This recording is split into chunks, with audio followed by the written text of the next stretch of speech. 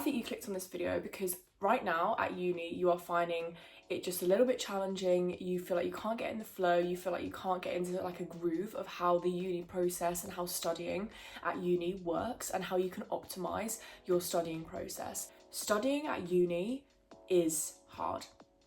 University is a really, really challenging time, not only socially and sort of character building wise or lifestyle wise.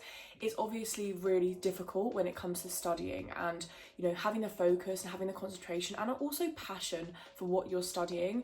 And then obviously to be able to achieve something like a degree or a master's degree or even a PhD.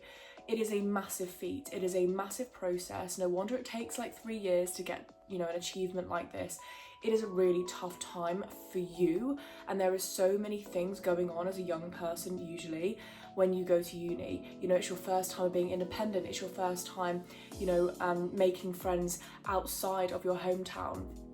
It's a very overwhelming experience. It's your first time, you know, living independently financially. It's your first time maybe getting a job, or, you know, first time, you know, studying and attending lectures, because we all know that school is so different from that. It's a lot more structured for us, and university is very unstructured. No wonder you're finding it hard, and no wonder you clicked on this video, because I think you are looking for some kind of guidance, you're looking to work smart, you're looking to optimize your time and make sure that you are getting the best out of yourself. And this is something that I really wish, like a video like this would have been really helpful for me at uni, but I really wish that I'd known what I'm about to tell you when I went to uni, because it would really help me, and it would have really just like massively reduced my stress and anxiety, because as we know, something like this, something like university can really induce so much stress and anxiety, because it is hard. It is hard. And you're doing exactly the right thing by seeking help through this process. My first thing that I really want to talk about is that you should be focusing on time and not task. This is something that I completely got wrong. You know, I was focusing on, right, I need to get a task done, and rather than just blocking out time just to focus on that particular task. And I would beat myself up if I didn't complete a task in a day, when this task would take maybe 2 days to complete. I even do this now sometimes. You know, I've just been uploading all of my content that I've been making on TikTok, and there's literally like 500 or 600 clips, and I'm beating myself up because I'm thinking, why have I not got this done in a day? It shouldn't take this long, but it just does. Having that self-awareness and realization that you should be focusing on the time element rather than the completing the task is going to be really helpful, because like I said, if you focus on the task, you're going to get dissatisfied and demotivated because you haven't completed the task in the time you thought that you would. Whereas if you say, right, I'm going to allocate 45 minutes for this particular task, I'm going to allocate 45 minutes to write, you know, some words on my dissertation, and I'm going to give just those 45 minutes. In that 45 minutes, you can get distracted, you can procrastinate, but you can always tick off the fact on your to-do list that you have dedicated 45 minutes of your time to your dissertation.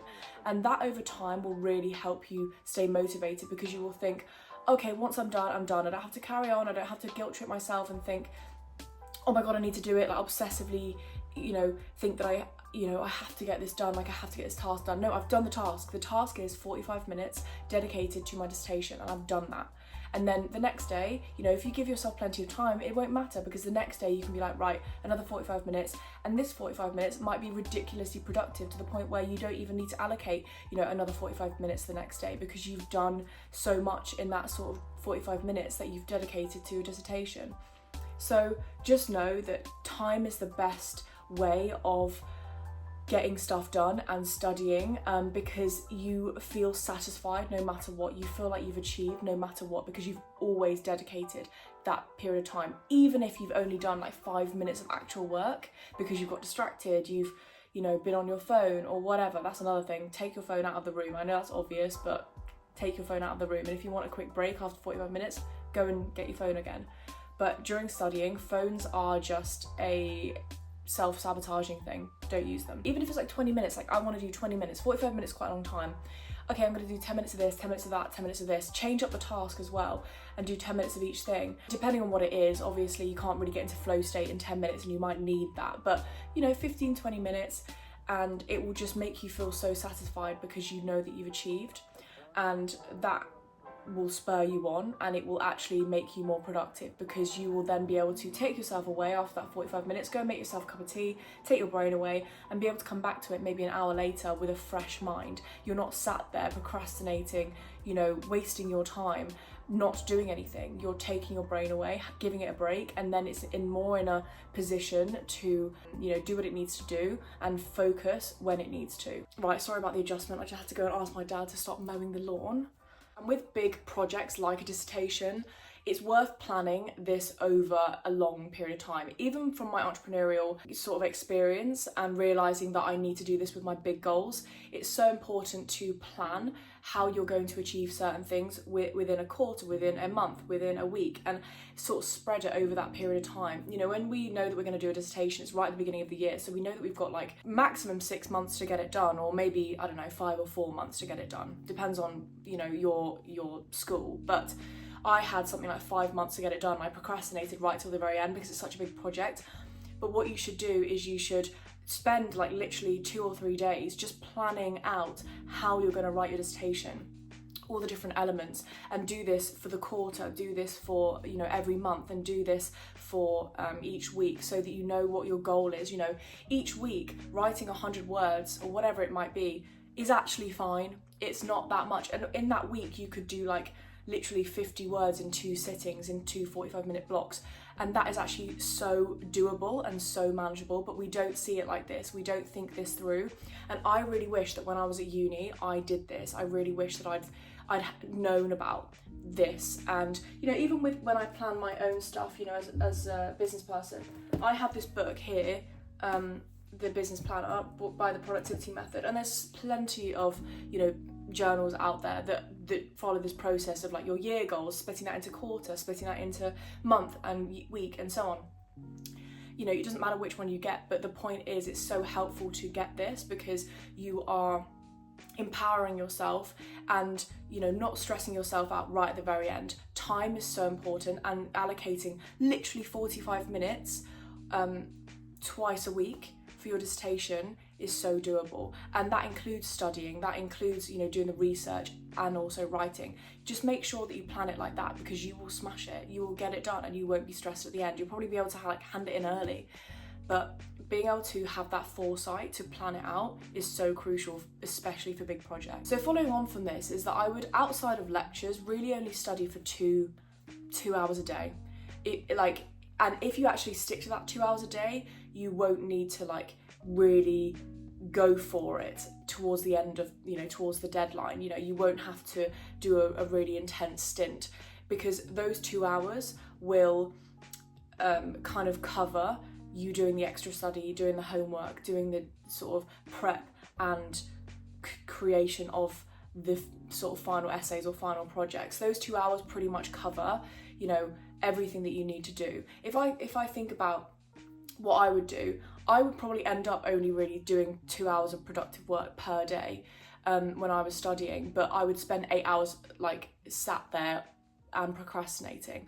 2 intense hours was plenty of time. You know, you can go to your lectures during the day, and then maybe, yeah, like 2 hours outside of that per day, excluding Saturday and Sunday, is plenty. It really, really is. When it came to exams, if I would just intensely study for 2 hours, that was better than just being sat there for like, okay, I've got to dedicate the whole day to studying. Like, that is so overwhelming for anybody. You know, nobody can do that for long periods of time.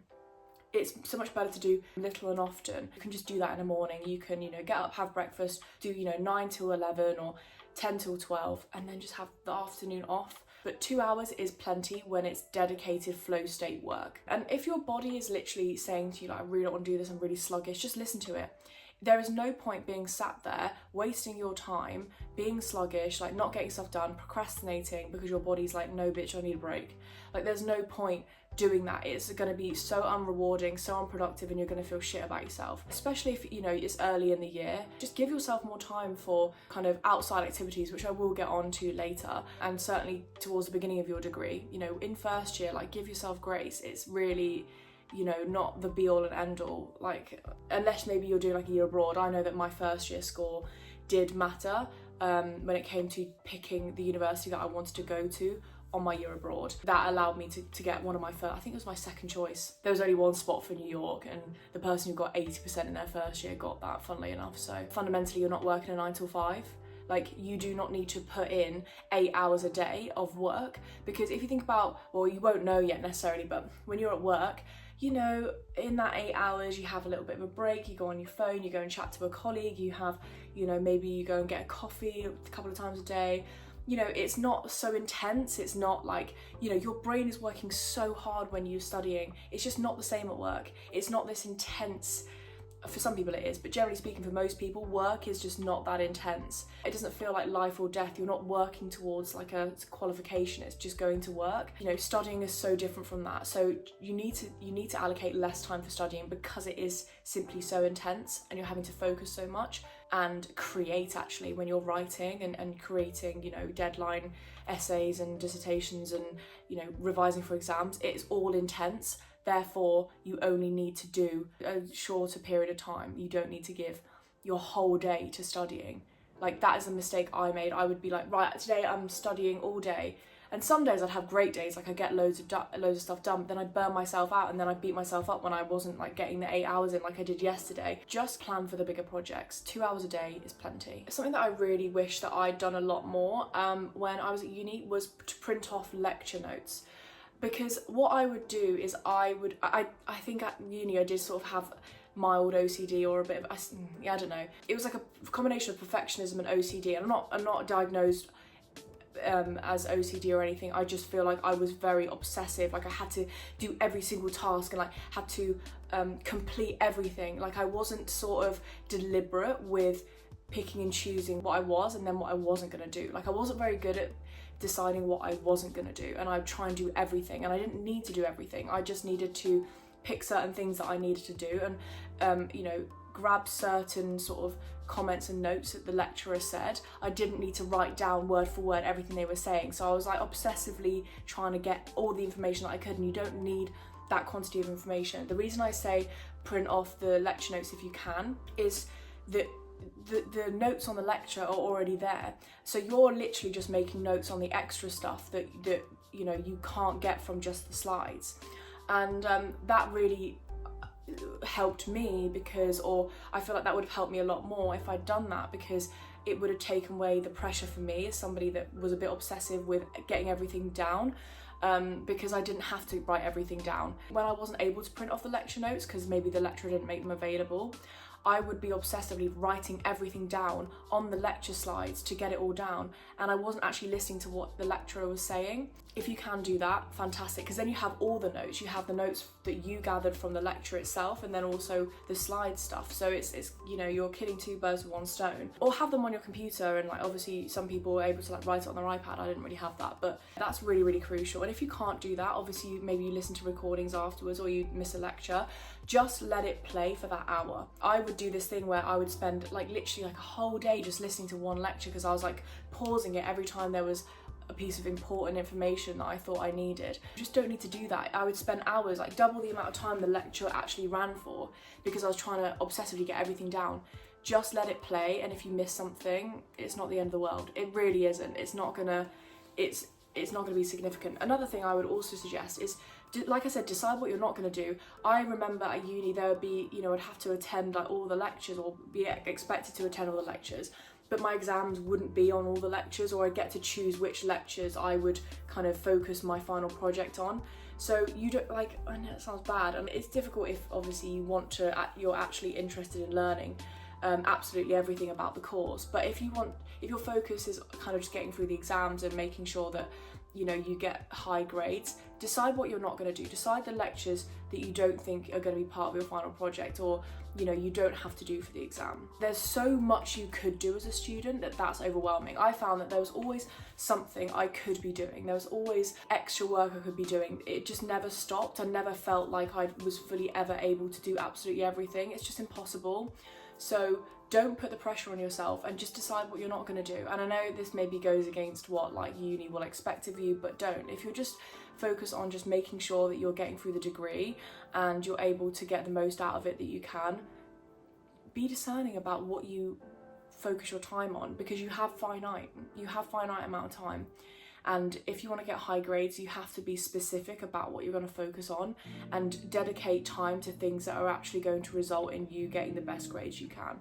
And that's not listening to every single lecture sometimes, because it's not going to be relevant to you, your final project or the exam. And I would also kind of add to that is like try and attend as many lectures as you can, because I feel like stopping and starting the recordings is like just such a stress. You already feel behind, but if you just attend the lectures, not only do you kind of just get that lecture over and done with in that 50 minutes, which is fantastic, but you also, because you've ventured into uni, it's a good excuse to get that 2 hours done in the library, and then you can just enjoy the rest of your day. You're like separating, you know, your uni life from your home life. I always found that actually attending uni helped me so much more, because I was able to separate my study from my play and my spare time and my self-care time. My dad said to me the other day, he was like, Christ no, like I would never, you know, have my laptop or work stuff in my bedroom, because you're not giving yourself that boundary. And I've been doing that for so long, like, especially when I studied, my desk was in my room, and it really wasn't good. And being able to go into uni, being in a space where, you know, you're supposed to study, can really help your brain compartmentalize the time between studying and time between, you know, your other stuff. My final and actually most important point when it comes to optimizing your study is making self-care a big part of your life, big part of your routine. You're so focused on getting work done, studying, making sure you're getting the best grades, that your self-care and yourself in general can suffer. But when you make self-care a big part of your life, especially during studying, it puts you in a position to be very focused when you do have to do work, when you do need to remain focused and like dedicated to your studies, because you feel like you've chosen yourself, you've rewarded yourself, you've given yourself, you know, the time that you deserve to rest. And then it puts you in a better state, because you're like, right now I'm focused, I'm not constantly always, you know, working. Like I do have things to look forward to that are self-care related, or maybe it's like trips away. I mean, I'm not gonna lie, even when I was at uni, I did have a part-time job in second year, but I didn't have a job in final year, and I really wish I had, because I feel like that would have really helped. Even knowing now as an entrepreneur, but also working full-time as well, it actually a change is as good as a rest. Being able to go to work, you think to yourself, right, I have to do this now. Like I have to take my brain away, stop focusing on studying. And that is probably the break that your brain needs. And when you're at uni, you're not generally going for high responsibility jobs where there's a lot of admin and stuff like that. Usually the jobs are working in hospitality, working in a shop, which is not activating your brain in the same way that studying is, or, you know, doing admin sort of, I guess, maybe corporate job tasks. It's more physical stuff, and that is sometimes the break that your brain needs and the respite that your brain needs from studying. And on top of that, you're making money, you're supporting yourself financially to be able to, you know, go on trips, go on holiday, experience nights out and buy nice clothes and so on. And say if you have like a side hustle or a hobby, you're able to invest in that.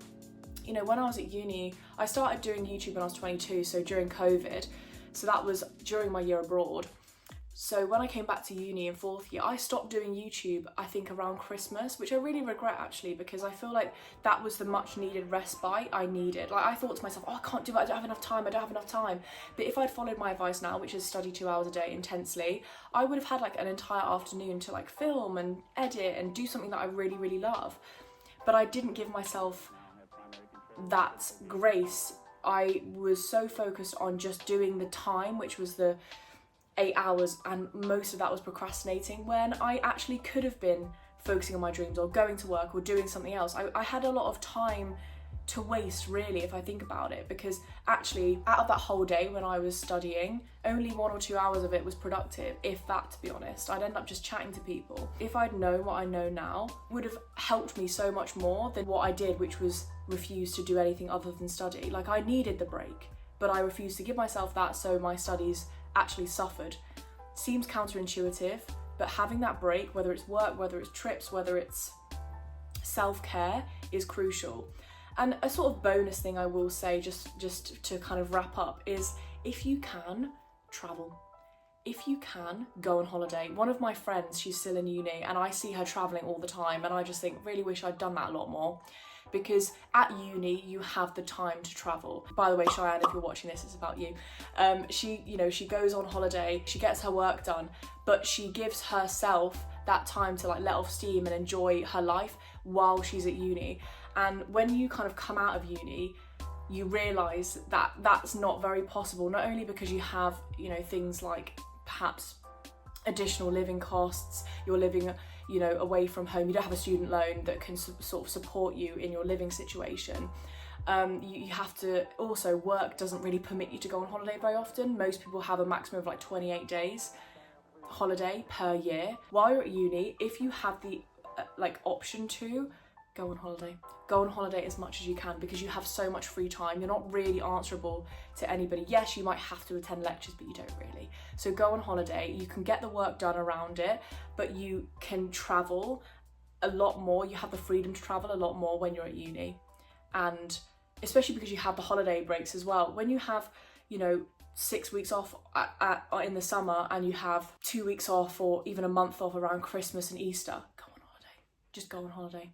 Or go for a trip to, I don't know, like some beautiful place in the countryside in the UK. Just do something and go with your friends, enjoy your life around it, because it's probably the most time that you will have ever again before starting work. You don't realise this until you start work, because you're so used to the school system where you do have big holidays. That's not the reality for most people past the age of 21, 22. You have very few holidays if you go for the 9 to 5 lifestyle. It's obviously different if you're, you know, self-employed or you're an entrepreneur. You can still have those holidays, which I'm trying to work towards, but you, generally speaking, will not have that time again. So take advantage of it. Anyway, thank you so much for watching today. I appreciate every single one of you that supports me. I'm trying to grow this channel and make it a safe space for anybody who's trying to kind of elevate themselves, elevate their life, make their life easier, and just kind of put an end to their suffering and just wanting to be more fulfilled. That's what this, you know, channel is all about. So if you did enjoy this video, please don't forget to like and subscribe and hit that notification bell. That really, really helps me out, and I really want to just continue to provide you with helpful advice and reassurance. Definitely sound down in the comments your experience with uni, what you wish that you'd known when you were at uni, and advice that you can give to anybody else who might watch this video will be so helpful. There's so much stuff I could say. I'm actually going to do a part 2, by the way. I'm going to do a part 2 on how to navigate the lifestyle and things that I wish that I'd known about the uni lifestyle that would have equipped me to actually have a better experience. So I'm going to do like a little part 2. Don't know when that's coming out, probably in a month's time, but I will do a part 2, maybe even my next video. Oh, I might do that. So yes, definitely talk to me about your experience. I really want to know. But with that, thank you so much for watching. I hope you have a fantastic remainder of your day, and I will see you in my next video. Bye.